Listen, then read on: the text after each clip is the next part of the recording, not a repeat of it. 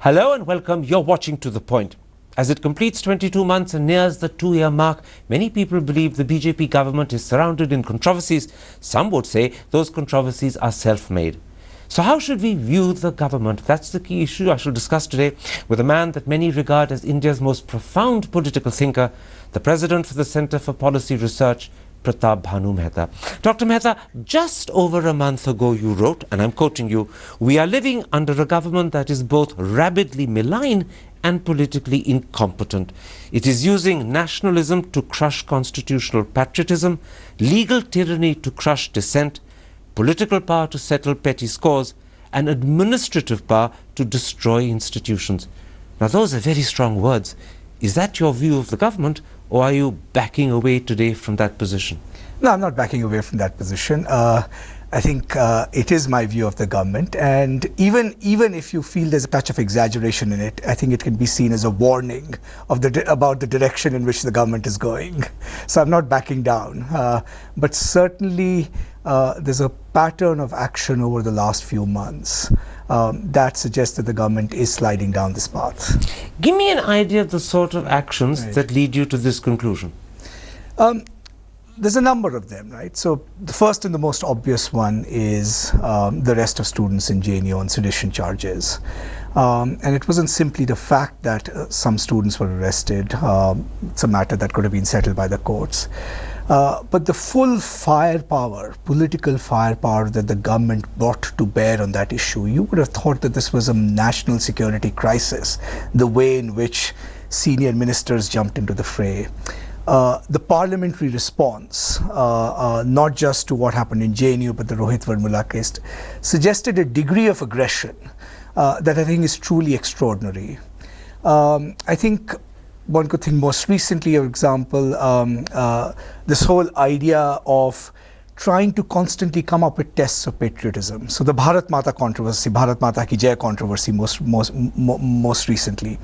Now, there is nothing objectionable in saying Bharat Mata Ki Jai. People should say it spontaneously. But there is something objectionable about a political culture which coerces people into saying it. One can think of, for example, their attitude to what happened in the Patiala courts, where vigilantes were let loose on Kanhaiya Kumar in full gaze of the police, and there still hasn't been an accounting of government for that action. So one can just go on. Let's pick up on some of those, and let's start with what you wrote when Kanhaiya Kumar was arrested. And you wrote not just with reference to Kanhaiya Kumar, but to the broader developments taking place in JNU. You said, the government does not want to just crush dissent, it wants to crush thinking. That is really strong, isn't it? It is, well, it is strong, but look, Karan, any society, right, where the government has litmus tests for patriotism, number one, where the government at least turns a blind eye, even if it does not actively collaborate in promoting vigilantism against people who are dissenting in thinking, which promotes a political culture, and frankly the media has actually collaborated in it, where on daily, primetime shows, intellectuals are being hounded, not just name called, but almost as if the media wants to set on vigilante mobs and intellectuals. How do you think thinking is going to be possible in the long run? Across universities in India, I can tell you this, across universities in India, people are thinking twice even about organizing seminars.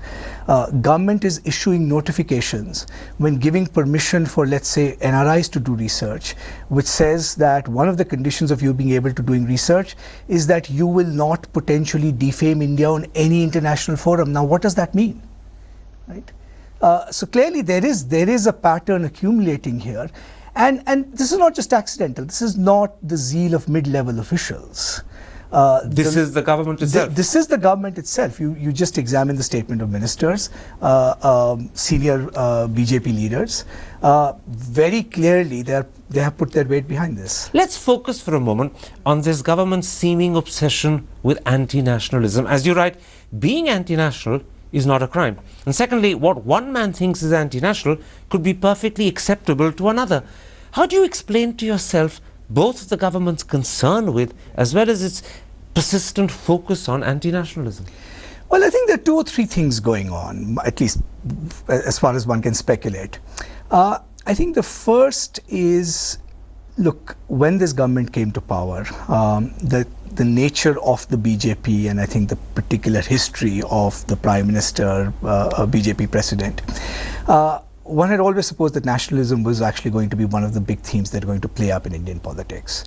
And for various reasons, they seem to have decided that this is a trope which can provide a rallying cry and actually isolate their political opponents. And very frankly, you have to see, when you look at the way in which Congress party has responded, you actually worry that they may be right about this, that ultra-nationalism is a more acceptable trope of aggression and isolating political dissenters in a very subtle way without it being tagged communal and those other things which this party was used to doing. They may well be getting the opposition to follow their line on ultra-nationalism, but is it striking a chord with the people of India? The BJP does believe it is. But you're an independent assessment. Do you think they're striking a chord with the average, ordinary Aam Aadmi Indian, or are they mistaken? I think they're mistaken, actually, in the long run. I think in the immediate context, they probably did manage to deflect attention from a couple of significant political issues facing this country. Rohit Vemula in particular. Rohit Vemula in particular. And the reason that issue was politically significant is that the BJP has tried to make inroads into the Dalit constituency. And I think the aggression with which they responded, I don't hold them responsible for Rohit Vemula's death, I think, as some have. I think that's a bit of an exaggeration. But they mishandled it. But the nature of their response suggested that they hadn't internalized the basic decencies of how one responds in a situation like this. You make a further telling point. You write, and again I'm quoting you, if the definition of nationalism is narrow and pinched up, if it does not brook serious criticism, if it is aligned with tyranny, if it trades on an anti-intellectual ignorance, and its purpose is to unleash a frenzy of destructive passion, then in those circumstances, you say, being anti-national might even be an obligation. Are we getting to that sort of position today? I think we're getting to that sort of position in two ways, right? So number one, look, any nation is going to be strong only if its foundations are based on justice and voluntary compliance. You cannot coerce a nation into being. In fact, whenever, if you look at India's history, state subverting secessionism is often a product of state authoritarianism. And whenever the state has tried democratic incorporation, it has mostly succeeded. And I think that's a big lesson to sort of keep in mind. And if you are in a situation, if you are in social circumstances where a lot of people feel marginalized and oppressed, that kind of state subverting secessionism is going to be an inevitable consequence. So in some senses, by moving the bar on nationalism, by saying that we will coerce people into our version of what it means to celebrate the Indian nation, I'm afraid they are actually risking the very thing that they're out to preserve. In other words, they're pushing people to be anti-nationalists because that's the only way to oppose their position. Anti-nationalists by their definition. I mean, I do think we should remember H.L. Mencken's great line that, sometimes people who are very radical in their critiques, actually they're not being anti-national, they just have a very different conception of how you love the nation. Absolutely, and that's something the BJP doesn't appreciate. They don't see difference as credible and credit-worthy. They see it as opposition, and because it's opposition to them, they see it as anti-national. There are two things that are going on. One, you're exactly right, which is that they want to polarize the situation by having a simplistic definition of an anti-national. But more importantly, what I'm worried about, right, is that the basic decencies that go into making a society, right, when you see a case like Kanhaiya Kumar's, or when you see a case like Rohit Vemula's, right, the first thing that should strike you is these are extraordinary stories of young men in India. Do you want to live in a society where you set vigilantes on young men like these? Right? No matter what one's position, left or right, national or anti-national. And young men who are incredible achievers given their birth and circumstances. Given their birth or circumstances. So what nationalism does, if nationalism colonizes everything, you lose the capacity for creating the space for hearing individual stories. you lose the space for individuality, which is really the foundation of creativity and excellence. Let me put to you, in the context of all that you said, 2 or 3 test cases. How do you, Pratap Bhanu Mehta, view slogans that say Pakistan Zindabad, Azadi for Kashmir?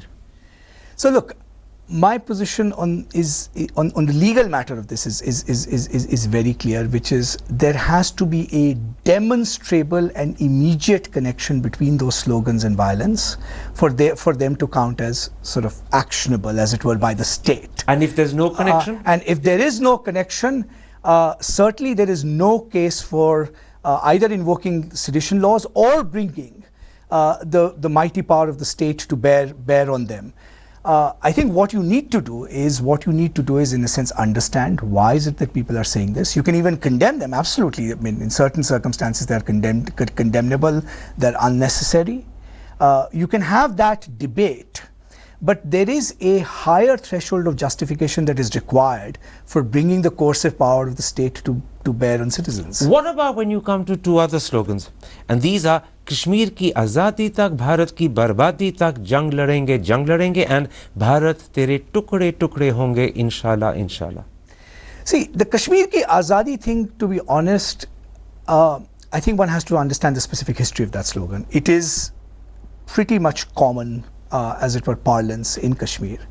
And very frankly, there are reasons one can understand why people might want to say that, even if one doesn't kind of disagree with them. Now, Bharat ke tukre tukre obviously is incitement in a certain level. In a certain context, can be seen as incitement. It's not something that any one of us would defend.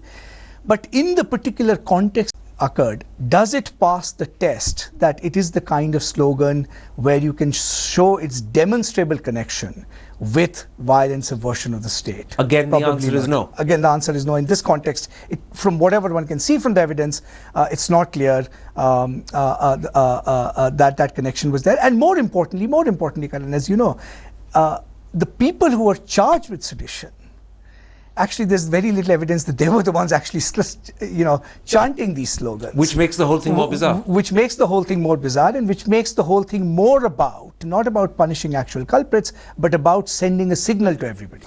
Very quickly, before I change subject, just to clarify, you have spoken about this a little earlier, but just to clarify, the opposite. Requiring someone, an MLA in Maharashtra in this instance, to say Bharat Mata Ki Jai when he's not willing to say it, and then suspending him for failing to say, you think that again is pushing your version of nationalism down someone else's throat, and that person has the right to say what he'll say and what he won't say. It's wrong to suspend. Have I understood that bit correctly?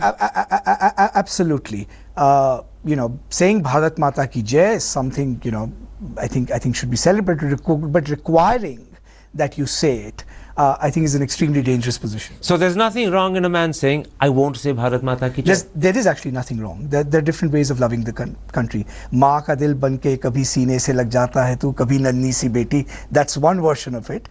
And frankly, I will say that there are even circumstances where you don't feel like saying it.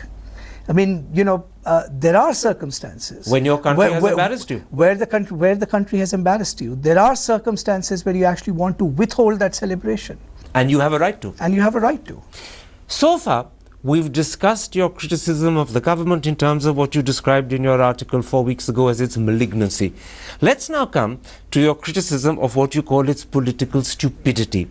You write, and once again I'm quoting you, that the government has shown an utter lack of judgment where ministers manage to manufacture a national crisis out of minor affectations in student politics. I take it you've written this specifically with regard to what happened in Hyderabad and then what happened in Jawaharlal Nehru University. Who are the ministers you have in mind? And briefly, what are the sort of mistakes and errors they made? So first, the mistakes and errors, because that's more important. When the names matter less. So the first mistake is, I think, just in a very immediate context. Look, the Indian voters have consistently rejected the left. This idea that somehow JNU kind of disproportionately dominates how the Indian electorate will think, how Indian democracy functions, I think is a huge exaggeration. And in a sense, you have resurrected I think, intellectual sympathy for the left. Many people have been critics of JNU and the way in which JNU functions. But once you use coercion, you actually make criticism of that institution harder, not easier. So that's a very immediate sort of mistake. At that point, can I interrupt and say what you're saying is that given the government has an antipathy to JNU, what they've ended up doing, and I'm quoting you, is JNU's importance to national intellectual life had been waning. The government has resurrected it. In other words, this is an own goal. Given that they want to diminish JNU, they've actually built it up. Absolutely. And they've created JNU now as a focal point for opposition to the government. I think the second and the bigger mistake, which is what, frankly, I'm more worried about in the long run, which is once you unleash this demon of ultranationalism, you actually don't know how the story is going to end. One of the things we know about inciting passions in politics in this kind of way, by holding people to litmus tests, is that frankly we are one accident away, right, from some incident getting out of hand and creating a chain of consequences that the government may not know how to control. Particularly if you insert this kind of aggressiveness in the context, in a very precarious communal context like UP, right? Frankly, a state that is, I think, going to give us nightmares over the next year and a half, right? Once you supercharge the atmosphere with this kind of tension and suspicion, right? We don't know what kinds of subterranean currents it's going to unleash. So who is it going to alienate? And in that sense, the government is taking a big risk, right? The government's job should be to throw cold water over social conflict, not to exacerbate it. You're saying the government is literally playing with fire. They're holding a matchstick to tinder. They are holding a matchstick to a situation that is becoming increasingly more combustible. Whereas the government's job is to douse fires. And that's where the role of ministers, right? Whether it was the HRD minister's statement in Parliament, whether it was the Home Minister sort of waxing eloquent about not tolerating anti-nationals. Let's say for argument's sake, you did feel that there was the need for taking action, right?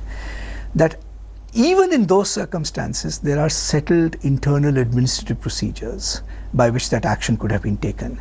But when you raise the political ante, as I said, which other national crisis can you think of, Karan, in recent times, where so many high-powered ministers felt the need to be so aggressive in public? You would have thought that we were running after Dawood Ibrahim or something. In fact, you said something very telling, very powerful and very focused about ministers at that point. I'm going to quote you again. You wrote, "Nothing that the students did poses nearly as much threat to India as the subversion of freedom and judgment this government represents. The Honourable Minister should realise that if this is a debate about nationalism, it is they rather than JNU who should be in the dock. They have threatened democracy. That is the most anti-national of all acts." I absolutely stand by that statement, because the foundation of a strong nation, if India ceases to be a democracy, it will also cease to be a nation. What keeps us together is the fact that different people feel this is a place in which they can define their identities in whichever way they please. They can define their own relationship to the nation in whichever way they please. We are diverse in our unities. I think unity in diversity has been a misleading slogan.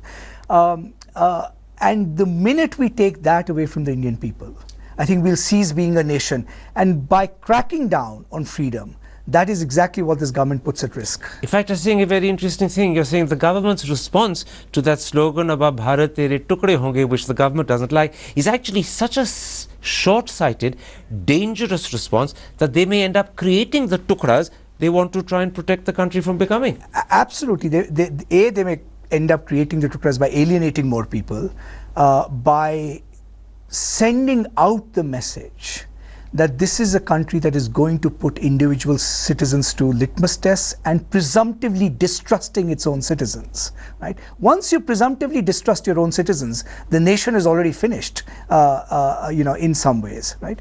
And the second and more, I think, equally important thing, which I do want to say, is that, look, at this point in India's history, our economic development matters a lot. this is what this government was elected to promote. By investing so much political capital in creating unnecessary social conflict, you have in a sense distracted the nation from what should be its core agenda, which is how do we secure a prosperous future for millions of young people. Would you go a step further? Would you say that this government, by its recent behavior, although you could stretch that behavior back a year and a half, going back to the conversion campaigns, the love jihad campaigns, would you say the government has actually lost the narrative? That they came to power with the vision, with an agenda, we invested in it by voting for them, they seem to have forgotten it, they've got hijacked by nationalism, anti-nationalism instead. I actually think not only have they lost the agenda, the narrative, I mean, there is, to be fair to them, there is some interesting stuff happening on the economy, and particularly in the last 5 or 6 months, I think you can sense a little bit of administrative urgency. But they're scoring an own goal by not letting that narrative be up, sort of center and prominent. But I think they've lost the plot in the sense that they're displaying a sense of panic. I mean, frankly, if you ask the question, what is the need to do all of this right now, right? I think one interpretation is that their own analysis seems to suggest that they nearly do not have as much popularity and credibility as they did 2 years ago, and some of that loss is inevitable. But what you get is the impression that the government has kind of gone into a premature panic mode. Let me put you, in fairness, two defenses that government ministers have made and get you to respond to them. Arun Jaitley says, and I think he was saying it specifically with JNU and Hyderabad University in mind, that what we've seen is a battle of ideologies. He claims the BJP has won it because students, he says, who were chanting what he calls anti-national slogans came out of jail waving the flag and proclaiming Jai Hind. Right.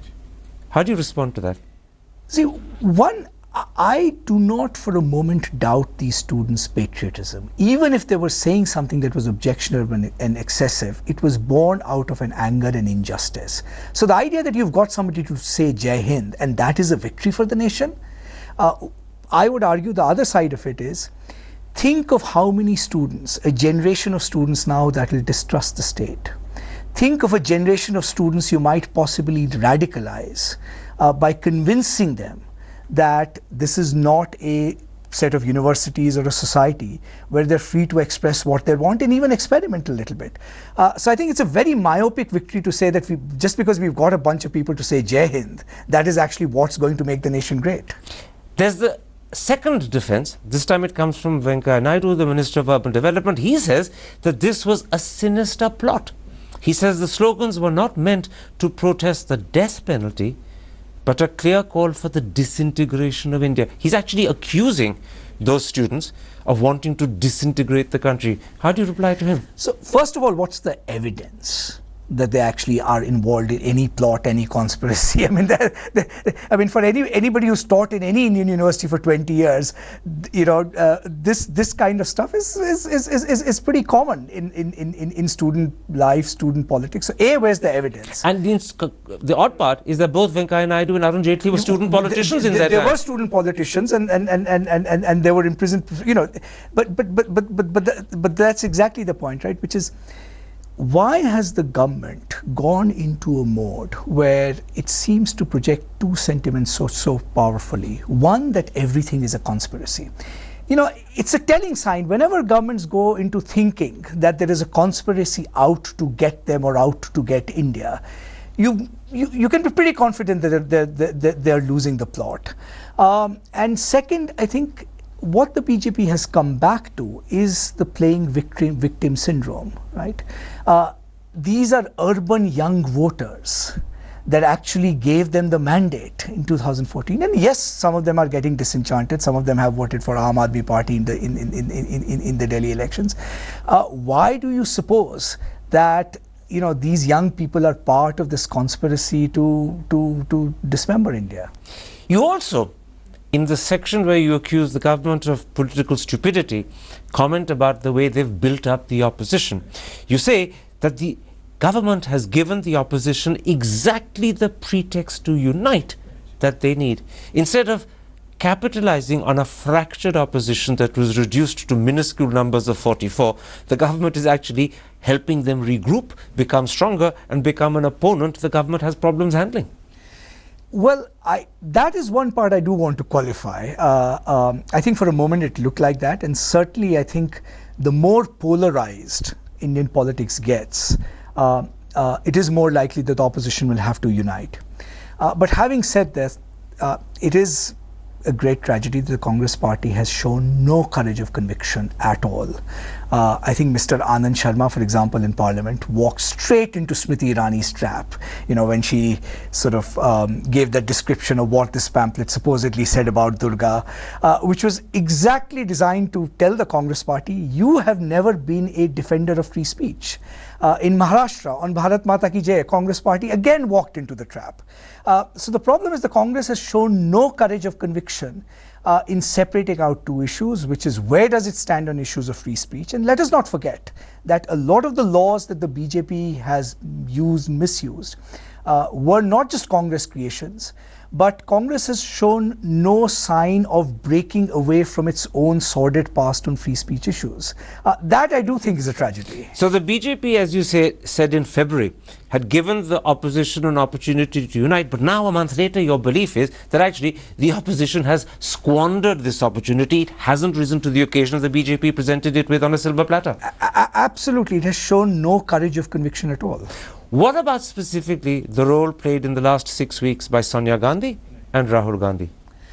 Well, so, Rahul Gandhi gave a couple of fiery speeches in Parliament. It looked like he was getting, as it were, some political passion back. But he has to do two things, and which the Congress party hasn't done. First, the Congress party has to admit that it has also made grievous mistakes in the past. After all, the misuse of sedition law was a Congress party invention. During the Kodakalam agitation, for example, hundreds of sedition cases were filed, right? So an admission and an apology is necessary to be taken credibly. Admission and apology is necessary, and then say, we are going to commit to a new institutional and legal charter of freedom. Here are 4 bad laws that we either want to repeal or modify or build new safeguards for.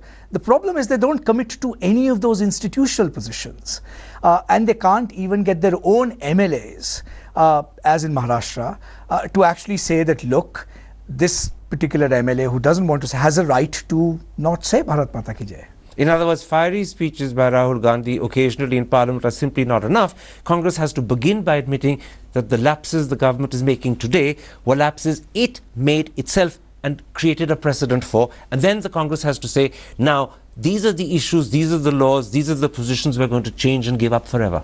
Absolutely. And as a legal scholar once rightly said, that, one should look at not just what politicians say, but what they do and what they say. And that's not a test the Congress is passing yet. Do you suspect that Congress, and perhaps specifically Rahul and Sonia Gandhi, lack either the courage and conviction, or perhaps even the honesty to introspect and say, we made mistakes, we correct them, whilst admitting our mistakes, we're also going to change and hold up the government to the high standards we're now adopting? Do they lack that courage, conviction and honesty? I think both. I do think they lack the courage of conviction, which prevents them from clearly articulating their position in unequivocal terms and sticking to it with a degree of credibility and consistency.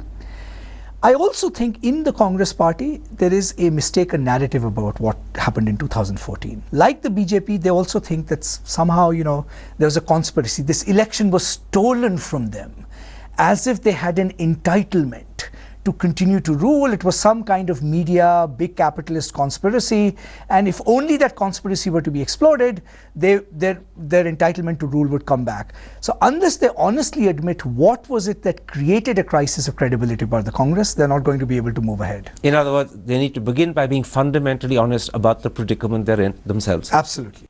Welcome back. You're watching To The Point, and an exclusive interview with one of India's most profound political thinkers, the President for the Centre for Policy Research, Pratap Bhanu Mehta. Let's at this point widen our discussion. You say, and I'm quoting you again, the toleration debate will overshadow everything else because the protection of freedom is the lifeblood of a democracy. Would you first agree that this toleration debate actually goes all the way back to the conversion campaigns of the winter of 2014, then the love jihad campaigns of early 2015, the award wapsi that we saw in the second half of 2015, then that entire focus on beef, and most recently, Hyderabad and Jawaharlal Nehru University. All of that in a sense, is covered by that umbrella phrase, the tolerance debate. Absolutely. I mean, you know, it's been slowly building up, and each time you think, right, that you have sort of hit the floor, as it were, or you expect that the BJP will respond positively or constructively to the civil society pushback on this curtailment of freedom, they actually find a new frontier in that war. And that cumulative pattern now suggests that it is foolish to expect or foolish to assume that what is going on here is an episodic lapse of judgment rather than, in a sense, a systematic ideological move to keep fighting on this front. How much damage has all of this done to the standing and image of the BJP and the government in the country? I think it has certainly done considerable damage to India's international standing. One thing Mr. Modi cares a good deal about. I mean, I think the international conversation on him has shifted. I think domestically, to be honest, it's hard to gauge. It's hard to gauge in the sense that you know, credibility is a kind of comparative game. And to the extent that the opposition has not been able to mobilize effectively, you could argue that it has probably not done them as much damage as it saved as by it the can. opposition. Saved by the opposition. But I do think it is diminishing their social capital to be able to negotiate the difficult social conflicts that lie ahead. I want to focus a little on things that you said in 2014, just days before Mr. Modi took over, and how you view the government in contrast and comparison today. On the 24th of May 2014, you told me, and I'm quoting you, that the victory is an extraordinary opportunity to actually transform India for the better. Do you fear that in the almost 2 years since then, the government has frittered that extraordinary opportunity away? I think it has frittered that extraordinary opportunity away.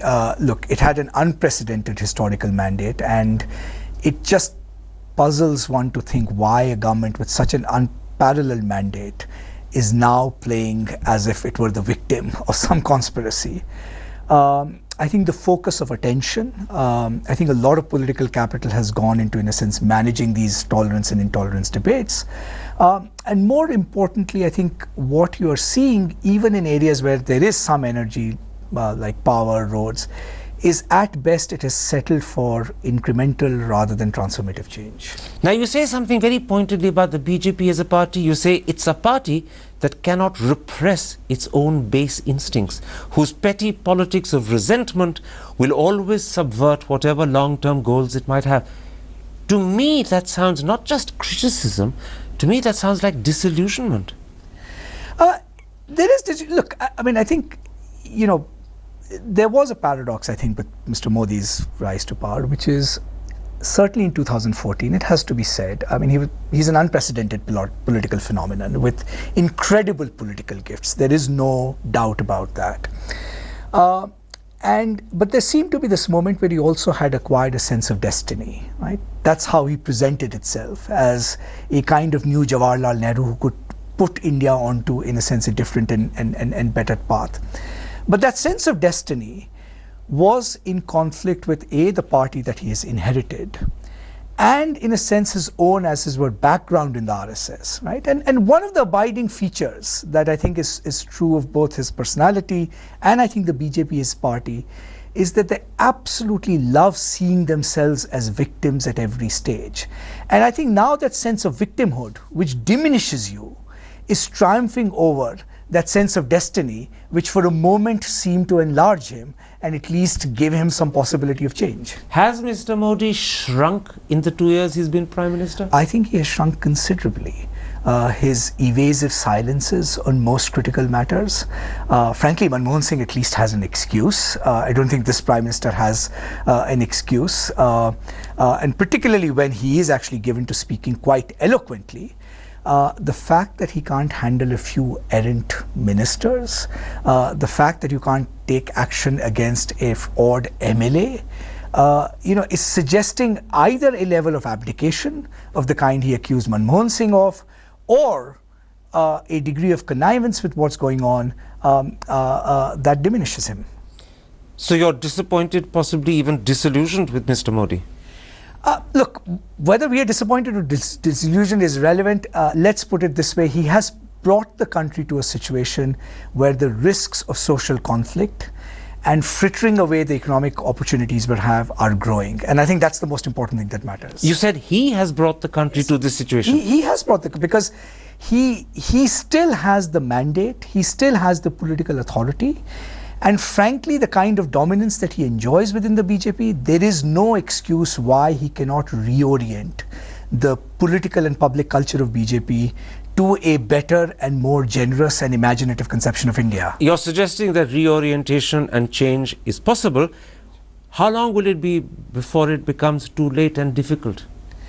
Well, look, it is already too late in the sense that you've already increased the risks of making that harder for yourself. But look, you know, it's still retrievable, provided you take drastic action in the next 2 or 3 months. But time is running out. Time is running out, and once we are closer to the election cycle in UP, I think it's going to be very difficult. I'm going to end by quoting something else you said to me in that interview on the 24th of May 2014, because it wasn't just a caution and a warning, it turns out to have been incredibly prescient. You said, let's not deny the fact that Mr. Modi's victory seems to have empowered a bunch of forces, let's say a bunch of nasty people whose prejudices about Muslims and whose short-sighted views of Indian history pose a threat to the secular Indian fabric.